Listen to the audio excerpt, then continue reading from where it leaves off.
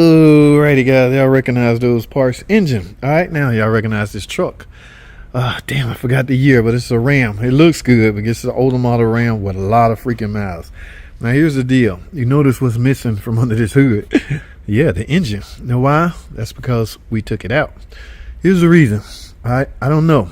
They took this truck to another shop. Cousin Pookie shop. Yeah, go figure. Well, anyway, they had a little bitty tick. He said it was ticking very tiny, and he thought maybe if he do it now, he can save some camshaft. And he's right. Okay, if you're ticking ever so slightly, you could very well just only need rocker arms, not lifters, guys.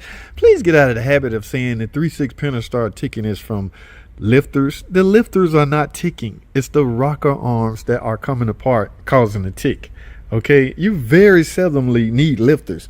We only do lifters by default because we're already in there and it makes sense. Okay, insurance.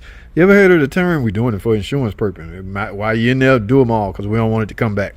Yeah, but when I'm dealing with customers on a low budget, I never replace the lasher jesters or lifters or whatever you want to call it because they never fail. That's not the reason the engine is ticking. Damn. All right, let me get on. Here's the deal. Had an ever so slightly tick. Now, the guy attempted a tick job. He had all new lifters. I don't even know where you get the parts from, whether they Amazon, eBay, or what. Well, anyway, he tried to. That's why I'm so reluctant in putting up hack videos, because people would try this stuff and literally fail. They don't understand the term, or they don't understand what they watching. They watching a pro working on a vehicle that's done a bunch of these and very familiar with it and have seen everything that could possibly happen. So we can, at this point, I can do it with my eyes closed. I don't even know where my Pentastar tools at. So because I don't need tools. So that's why I got to be careful when I'm filming me making repairs. I got to understand, JT, people are watching. Newly mechanics are watching. They looking up to you. Please don't appear to be doing anything hackish. But when the camera go off, yes, I'm doing what I need to do, get it done, get it fixed, blah, blah, blah, and I'm out. Remember what I talked about earlier. It's all about the ending results. Okay, if I can do things the way I do things and the ending results are the same, in other words, I didn't break none, everything running smoothly, everything right, this, that, and the third, yes, you would think that's cool. But no, from a visual standpoint, some things simply don't look good on TV. I don't care how well you dress it up. But it's running perfect. I don't care. The way you do it, I'll never watch you again. Yeah, that's the risk I take. That's why I try not to film foolery. Yeah, whatever you want to call it. Okay, well, let me get on with the story. So the guy, they did a ticker job, but I'm thinking they didn't get it back in time right. Okay, when you trying to do that without, oh my God, how could I put this? When you taking camshafts off, naturally you're gonna have to take the phasers off. Naturally, you're gonna affect timing. I don't know if he brought timing up to top dead center or he just went off where it stand. Like as soon as he took the valve covers off, he marked everything. So go back just like that. There's a risk in that, guys. That's why you always got to bring top dead center up. When you put it back together, it was running terrible. All right, and he called himself, I put everything back the way I took it loose. But if you don't, first of all, you got to understand the inner workings of an engine. Number one, piston. Where's the damn engine at? Oh, it's still over here on the jack. Okay. So yeah, he gonna need an engine. Long story short, he need an engine now. What did he do? I don't know. It ain't right, and then it end up knocking at the end after he put it all back together for the second time. It ended up knocking. So I'm thinking he got timing way off. And if you look at this real good, yeah, this engine wasn't kept up at all. So I don't know if the customer brought this on himself or what. But guys, this is bank one, which means this is cylinder one. You remember when I said the cylinder closest to the front? If you look at this and this is backwards further. So this is the front of the engine right here. That's where all the timing happened. So cylinder one gonna always be bank one. Gonna always be cylinder one. Gonna always be on bank one.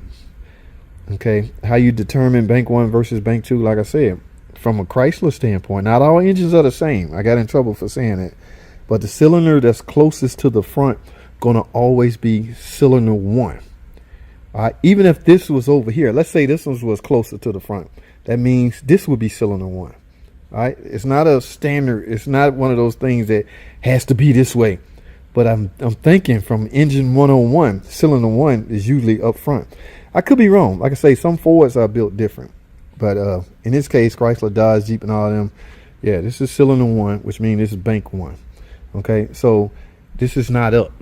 All right, now, of course, the engine has run. I mean, it made a terrible noise since then. But when you tear something apart, always bring top dead center up and then start doing your inner and outer workings. Okay, yeah, otherwise you just never know, something could happen.